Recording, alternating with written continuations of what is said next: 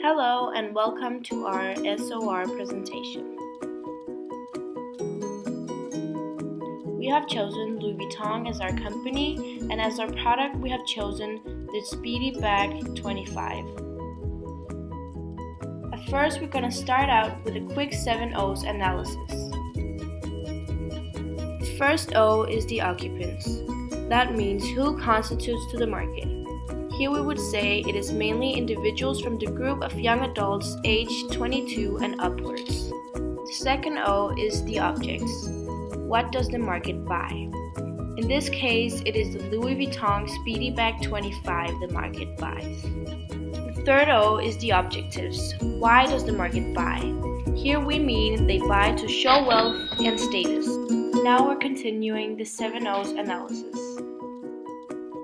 The fourth O is the organizations. Who participates in buying? We mean that both the seller and the consumer participates in the buying process.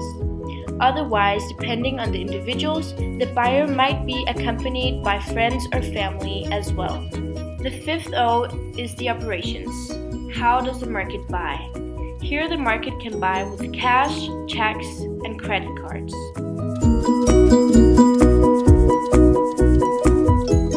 The sixth O is the occasions. When does the market buy? This product can be bought at any time and any occasion. Some will, for instance, prefer to buy it in the holidays for a gift, and some might buy it for self-indulgence. The seventh and last O is the outlets. Where does the market buy? Here the market buys in retail shops, online buying, and specialized stores, mainly in the city where there are a lot of people. Moving on to the social buying moments. The Louis Vuitton Speedy 25 bag is a Veblen good because it's a luxury good that you buy in order to display high social status. Also, it's expensive and signalizes wealth. You can also argue that it's a snob good as you probably strive to be different and stand out among other people when buying such an expensive bag. Now we're moving on to the SOR model. The SOR model is a model that analyzes consumer behavior. Consumer behavior consists of 3 steps: stimuli, organism, and response. Stimuli is where the consumer receives some stimuli from the company itself. It could be in a form of a commercial, a reasonable price, a certain product, or influence from the outside world. If this stimuli catches the consumer's attention, the consumer will in some way process it. This process varies from consumer to consumer and have very many factors influencing it. This step is called the buyer's black box because it's very difficult to see inside of the customer and determine why the consumer's buying behavior is the way it is. Response is where the processing of the stimuli is done. Here the consumer decides to either consider to buy a product or turn down the offer. This is also where you include the 4 types of buying behavior and the decision-making process. We will go more into depth with each steps later on.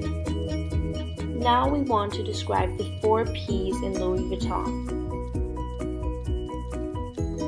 The product we are going to talk about is the Speedy 25 bag, but Louis Vuitton also makes clothes, jewelry, watches, travel items, books, handbags, shoes, wallets, and a lot of other leather good stuff for both women and men.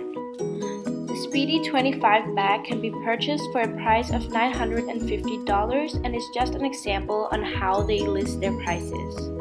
Also, it is very rare that Louis Vuitton has big sales and it is very difficult to save money on their products.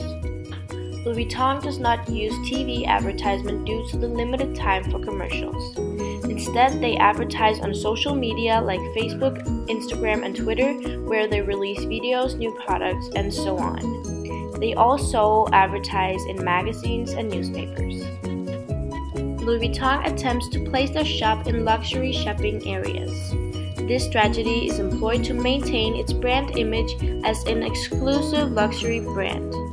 Thereby, the customers are willing to pay the premium prices. You can probably relate that the shops are always placed in capitals where there are a lot of people, like London and Paris. Now we're going to talk about the factors that influence a consumer's behavior. This is Monica.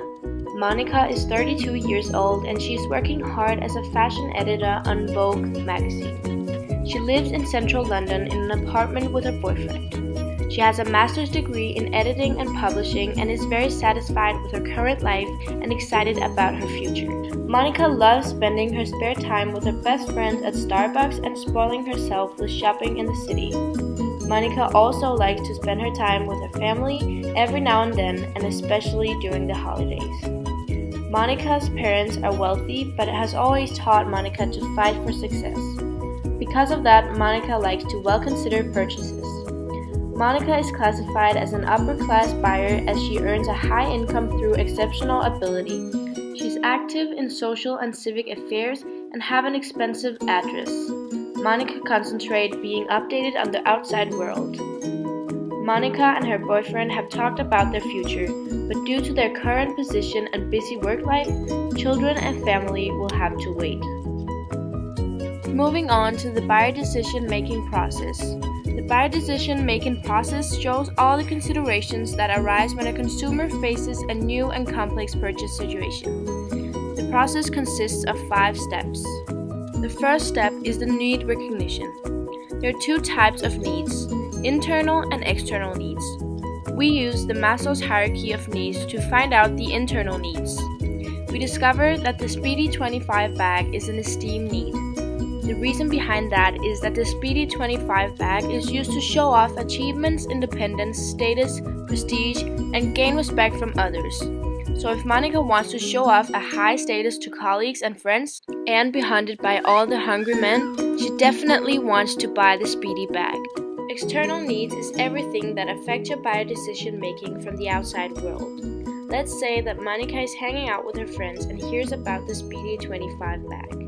She decides to go on their website and check the bag out. She gets all attached to this Speedy 25 bag that just has the perfect quality and perfect look. Step 2 is the information search. This is the part where you have found a specific product and want to expand your knowledge about it. So as an example, Monica wants to know more about the bag, so she asks her mom, who have owned tons of Louis Vuitton goods. Monica's mother has also been involved in the fashion industry, so Monica trusts her a lot. So Monica is getting her information through her mother. The information could also be achieved through the internet or other platforms where you can achieve some information. 3 is the evaluation of alternatives. This is where you look for other brands or other alternatives to a product and compare them. So Monica wants the Louis Vuitton bag, but she takes a look at a Gucci bag and other bags to see what she wants the most. She compares the bags and makes a decision. In this case, Monica sticks to her Louis Vuitton Speedy 25 bag. Step 4 is the purchase decision. This is where you actually decide whether you're going down to the shop to buy the product or not. Monica has just got paid from her job. She decides to drive down to the Louis Vuitton store and buy the bag. Now this is a very positive purchase decision. It could also be a negative purchase decision if, for instance, it was the end of the month and Monica's pockets were a bit emptier. She has the money for the Louis Vuitton bag, but when she discovers that, for instance, Gucci lowered their price on one of their bags, she might buy that instead because of this certain situation.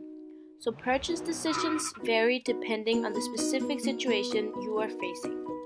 Step 5 is the post-purchase decision. This is the last step of the buyer decision-making process.